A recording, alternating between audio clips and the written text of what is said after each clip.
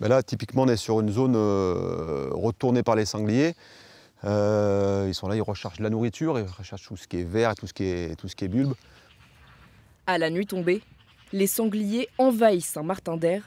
Ils s'adaptent très bien au milieu périurbain. On estime le nombre de sangliers à une douzaine, entre 12 et 15 individus qui ont pu détériorer le sol à ce niveau-là. Bonjour. Au pied de la colline du Meurier, Tout va bien chez toi? Géraldine a l'habitude de les observer dans son jardin. Une cohabitation possible depuis plusieurs années, jusqu'à la semaine dernière, lorsque sa fille, accompagnée de ses chiens, s'est retrouvée nez à nez avec un sanglier. Le border collie l'a repoussé et le sanglier s'est trouvé acculé à cet endroit, cette cabane. Et donc il n'est pas parti par là-bas, il a fait volte-face et du coup il est allé attaquer ma fille. Donc elle a lâché ses chiens. Donc, et il y a eu une bataille entre les chiens, puis des sangliers.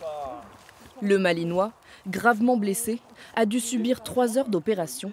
Une scène traumatisante pour cette mère qui exige que des mesures soient prises.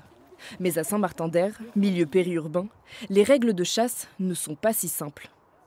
Dans ce cas présent, il y a un arrêté de sécurité publique qui existe, qui a été signé par le préfet en 2006, qui limite la possibilité donnée aux chasseurs de pouvoir chasser. Donc ils ne peuvent chasser que le samedi jusqu'à 15 h et le dimanche jusqu'à 12 h dans cette partie-là de la commune.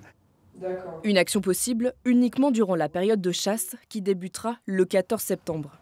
Ce matin, les agents municipaux ont fermé l'accès à des secteurs identifiés comme fréquentés par les sangliers et annoncé la mise en place d'une clôture pour limiter la zone à risque.